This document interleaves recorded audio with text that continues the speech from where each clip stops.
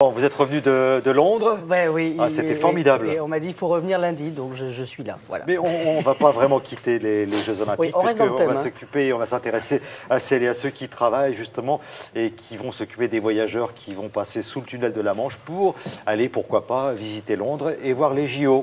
Et oui, bien ça. Exactement. Alors souvent, on se dit qu'on relie Paris à Londres, parce qu'on connaît la gare de Londres, Saint-Pancras, Paris, gare du Nord. Mais en fait, au total, c'est une dizaine de gares que relie le tunnel sous la Manche. Une dizaine de gares qui se répartissent sur 3 pays. Les Français, les Anglais et les Belges. On a tendance à oublier les Belges qui sont dans le projet depuis le début. Alors, au total, une dizaine de gares. Imaginez, depuis 1994, c'est à peu près 280 millions de personnes qui ont traversé le tunnel sous la Manche, ce qui fait une moyenne de 52 000 personnes par jour depuis la création, ce qui est pas mal. Donc forcément, quand vient l'été, c'est le coup de rush. Et puis, cet été en particulier, il y a en plus les JO qui viennent se rajouter. Les athlètes, les fédérations sportives utilisent le tunnel sous la Manche. Et puis, il y a même certains athlètes qui se sont mis au vert avant les JO en France, puisqu'il y avait cette liaison qui permettait d'être à 2h30 de Londres. Alors justement, on est allé voir comment on planche, comment on travaille pour relier le vieux continent à Sa Majesté la Reine.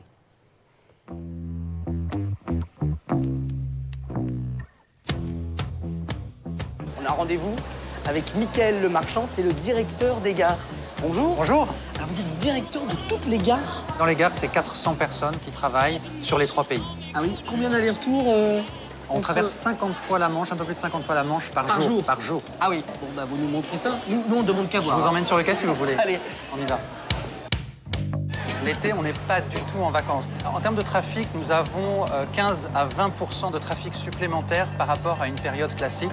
Nous avons ajouté 40 trains supplémentaires pendant la seule période des Jeux Olympiques pour pouvoir transporter le plus grand nombre de personnes aux Jeux et les faire participer. Les équipes de chez vous sont pour les Anglais ou sont pour les Français? Nos équipes sont totalement internationales. 1500 personnes, des Français, des Anglais, des Belges. Et nous supportons les 3 équipes. Nous supportons les 3 équipes. Bonjour. Bonjour Loïc. On peut le dire quand même avant de monter et de découvrir la cabine, on est quand même avec la fine fleur de la conduite des trains quand même. Conduire sous le tunnel sous la Manche, à grande vitesse, c'est pas n'importe qui. Hein. Alors on est 100 en France à le faire. Alors, une centaine de conducteurs, on n'est pas plus. Après vous. Ah oui, c'est sportif. Alors dans cette cabine, on a toutes les choses du TGV français. Oui. Avec en plus 2 radios, puisqu'on est sur un système où on va avoir différents modes de radio pour pouvoir converser avec le sol, avec cette radio-là également qui servira pour le tunnel.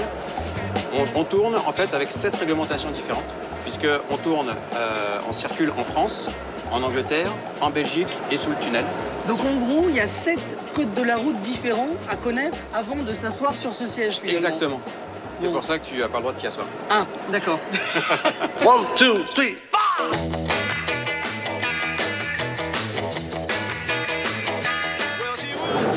Ok, merci. Bah, écoute, on passe Calais à l'heure et Tunnel est ouvert, on va traverser.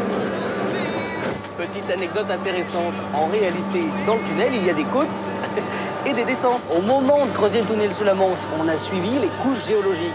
Il a fallu suivre leurs variations. Au final, les rails ont donné une forme de W entre la France et l'Angleterre. En fait, c'est une sorte de grand 8, le tunnel sous la Manche.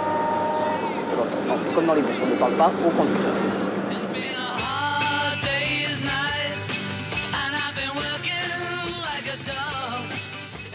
Et 15 minutes après l'arrivée du train, ce même train est en train d'être préparé pour le départ.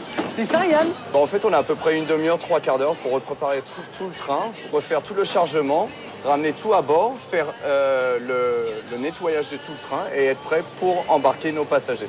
Bon alors je sais, on vous parle souvent des JO, mais il y a les Jeux paralympiques. À l'abri des regards, à Londres, dans des hangars, sont en train d'être préparés et désossés 2 trains dans lesquels on pourra installer des équipes entières en fauteuil roulant. Les équipes françaises et belges. Alors on a des idées sous le tunnel sous la Manche alors.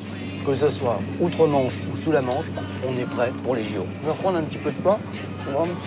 C'est vraiment très très dur comme sujet. On ne peut pas s'imaginer les conditions de tournage. Si, on s'imagine, on imagine très bien. Loïc, ceux qui conduisent ces trains-là sont vraiment... c'est la fine fleur, là. Là, c'est le gratin des conducteurs, c'est le top du top. Il a à peu près... je crois que ça fait 20 ans qu'il conduisait des trains. Ce qui est compliqué, en fait, c'est que vous êtes vraiment sur différents réseaux. Parce que quand vous partez de Gare du Nord, où vous utilisez les lignes régionales, puis après les lignes internationales, puis la ligne grande vitesse, après, sous le tunnel, il y a une réglementation particulière là aussi. Donc finalement, c'est à peu près 7 codes de la route qu'il faut apprendre. Il faut parler anglais, français, belge, non, mais flamand, voilà. Donc ce qui fait que vraiment, c'est vraiment la fine fleur et ils sont vraiment sous pression pendant les JO parce qu'on a augmenté les trafics. Il y a beaucoup plus de gens qui vont utiliser le tunnel. Donc justement, ils étaient au boulot. Donc c'était bien d'aller les saluer et les voir. Voilà, donc vous y prenez un peu à l'avance, sinon vous risquez d'avoir des soucis. Merci beaucoup Loïc pour cette belle balade. Visiblement, ça s'est bien passé, d'après ce que j'ai pu voir. Maintenant, on va passer à la revue de presse culturelle.